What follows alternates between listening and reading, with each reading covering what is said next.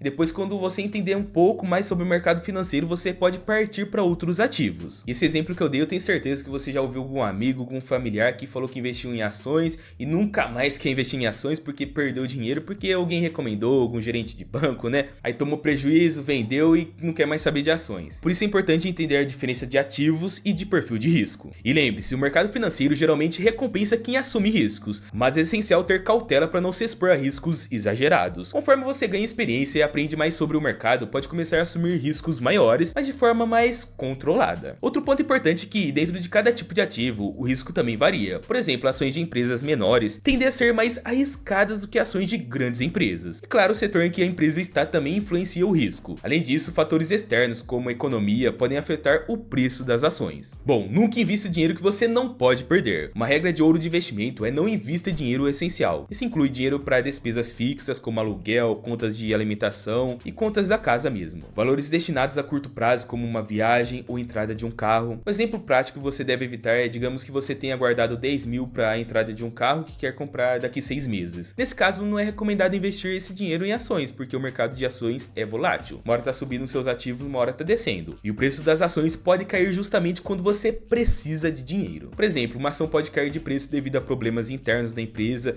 ou até mesmo por flutuações econômicas externas, ou por rumores de mercado. Ou seja, há muitos fatores imprevisíveis que podem afetar o valor das ações. Uma opção mais segura para investir esse dinheiro seria um CDB com liquidez diária ou no Tesouro Selic, que tem mais estabilidade e permite que você resgate o dinheiro quando precisar, sem surpresa nenhuma. Agora vamos falar um pouco sobre a diferença de tipos de empresas. Cada uma tem uma característica própria que podem ser mais adequadas ao seu perfil de investidor e objetivo. objetivos. Temos as Small Cap, que são ações em empresas menores com muito potencial de crescimento, mas também mais arriscada devido à volatilidade e porque não está tão consolidada no mercado. A vantagem é que tem um potencial grande de retorno e crescimento rápido, a desvantagem é que maior risco de perda, podendo ir até a falência, porque como eu disse, não está consolidada no mercado. Temos as Blue Chips, que são ações de grandes empresas consolidadas com boa estabilidade, liquidez e pagamento regular de dividendos. Elas crescem de forma mais lenta, mas com mais segurança. A vantagem está a estabilidade e pagamentos regulares de dividendos. A desvantagem é o menor potencial de crescimento comparado às empresas menores. Além disso, de cada tipo temos os setores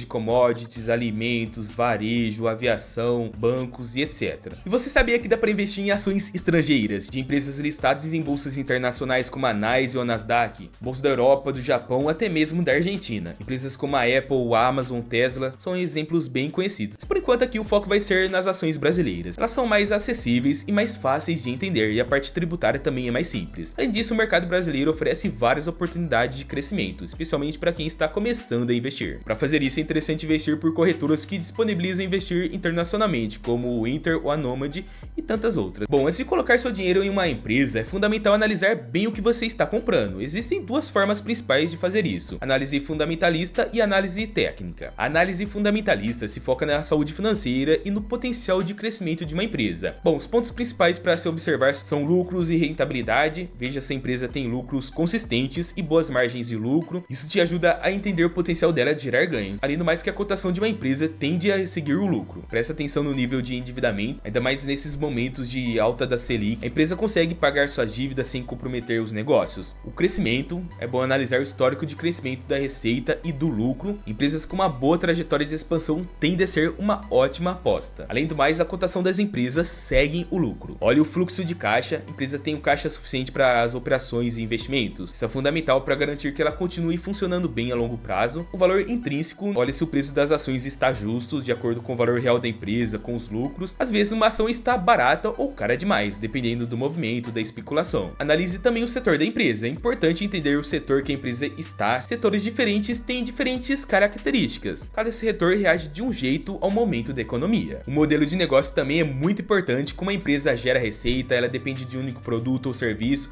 ou tem diversas fontes de renda. Isso também faz total diferença. Já a análise técnica é focada mais no comportamento do preço das ações, usando gráficos para tentar prever movimentos futuros. Aqui estão dois principais pontos que você deve observar: gráficos de preço, que mostram as tendências do preço ao longo prazo. Bom, estudar esses padrões pode ajudar a identificar para onde o preço está indo. O volume de negociação, que é importante porque indica a força de uma tendência. Quando o volume aumenta, pode afirmar que a direção do preço está mais forte. Bom, o que escolher, fundamentalista ou técnica? Bom, o legal é que as duas abordagens podem ser usadas juntas. A análise fundamentalista é ótimo para quem quer entender o valor a longo prazo de uma empresa, enquanto a análise técnica é mais voltada para previsões de curto prazo, com base no comportamento do mercado. Eu particularmente gosto mais da análise fundamentalista porque meu objetivo é de longo prazo e aumenta mais a assertividade. Quando a gente fala de investir, diversificação é a chave. Isso significa distribuir seu dinheiro entre diferentes tipos de ativos, setores e níveis de risco. Assim você consegue reduzir os riscos, aumentar a chance de retorno. E aqui vão algumas dicas para te ajudar a montar uma carteira equilibrada. Diversifique entre setores, invista em ações de setores diferentes da economia, como tecnologia, saúde, energia, consumo e financeiro. Isso pode ajudar a minimizar os impactos de um setor que não for bem em um determinado momento, já que outros podem estar indo melhor naquele momento. Diversifique os perfis de risco, misture ações mais arriscadas, que como eu falei são empresas menores, mas com grande potencial de crescimento, e com ações mais seguras como as Blue Chips, que são empresas grandes e consolidadas. Isso vai te ajudar a equilibrar o risco e o retorno de uma carteira. Inclua outros ativos, não fique só nas ações, pense também em ativos de renda fixa, fundos imobiliários, tesouro direto e ETFs. Isso pode ajudar a aumentar a estabilidade da sua carteira. Evite colocar tudo em uma única ação.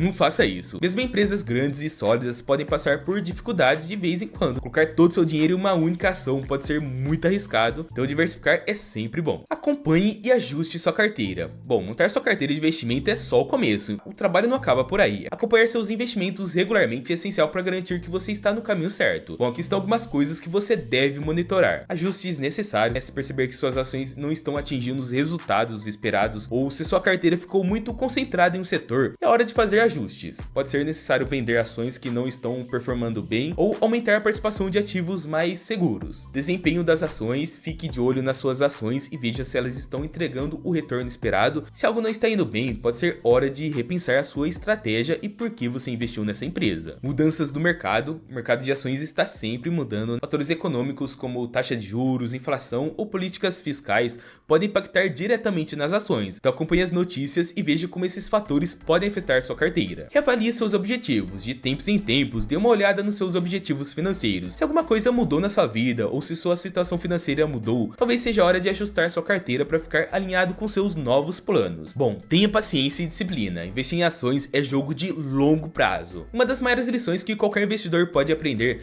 é que o tempo é o grande aliado. O mercado pode ser volátil e às vezes desafiador, mas quem tem paciência e disciplina acaba colhendo os frutos da estratégia bem executada ao longo dos anos. Evite decisões baseadas em emoções nos investimentos, né? O mercado financeiro é cheio de altos e baixos e muitas vezes as emoções podem influenciar nossas decisões. Quando o mercado cai, o medo bate e dá aquela vontade de vender tudo, né? E quando o mercado sobe, a ganância pode nos levar a agir rápido demais, sem pensar direito. A chave aqui é não deixar que as emoções falem mais alto. Investir com paciência significa não se deixar levar pelas oscilações de mercado e manter o foco no longo prazo. E lembre-se, né, o mercado vai ter altos e baixos, mas o importante é o caminho que você traça para o futuro. Bom, vamos falar do poder dos juros compostos. Os juros compostos são um dos maiores aliados de quem investe a longo prazo. Eles funcionam assim: em vez de você ganhar juros só sobre o que investiu, você vai ganhando juros sobre os juros que já foram gerados ao longo do tempo, ou seja, os seus ganhos começam a se multiplicar de forma exponencial. Quanto mais tempo você deixar o seu dinheiro investido, mais ele cresce. E esse é o grande poder dos juros compostos. É o efeito acumulativo. A cada período, os ganhos gerados têm que ser reinvestidos e isso cria uma bola de neve de retornos e por isso o tempo é um dos maiores aliados para quem quer construir riqueza de forma consistente. Bom, para entender o poder dos juros compostos, vale olhar para o exemplo de um dos maiores investidores do mundo, Warren Buffett, conhecido como Oráculo de Omaha. Começou a investir cedo, com apenas 11 anos, para você ver onde a mentalidade dele começou.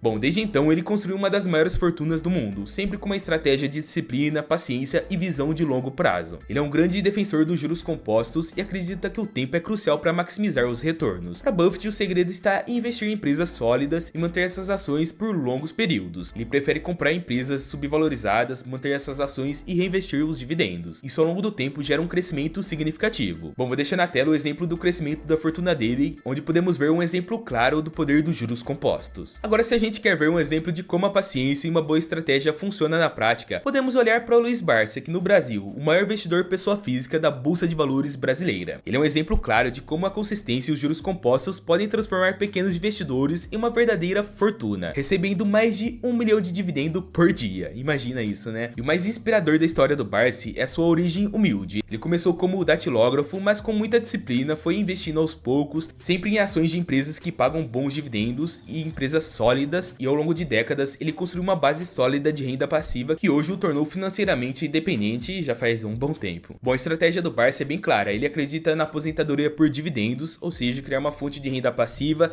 através de investimentos em empresas sólidas e lucrativas. Ele foca no longo prazo e evita se deixar levar pelas oscilações de mercado de curto prazo. O segredo dele é confiar na valorização de ativos de qualidade que crescem ao longo dos anos. Bom, investir em ações pode trazer ótimos retornos, mas é um processo que exige estudo, planejamento e disciplina. Se você seguir esse passo a passo, aos poucos vai se tornar um investidor mais confiante e preparado para aproveitar as oportunidades que o mercado financeiro oferece, e oferece muitas. Bom, hoje você deu um passo a mais em direção à sua independência financeira, ou melhor, a sua aposentadoria com ações. E olha só, depois desse vídeo você não tem mais desculpa na questão de conhecimento de como investir em ações. Agora é só botar em prática, não precisa ser valores exorbitantes, com pouco dinheiro já dá para começar a investir e aprendendo, e quando você tiver mais dinheiro você vai aumentando os aportes. Bom, espero que eu tenha ajudado. Se gostou do vídeo, é de extrema importância deixar um like que ajuda muito, comentário, qualquer comentário já ajuda muito esse vídeo a chegar em mais pessoas e a gente disseminar ainda mais a educação financeira, que é muito importante na vida de todos. E se você quiser aprender mais sobre investimentos, se inscreve no canal e ativa as notificações. Te espero no próximo vídeo.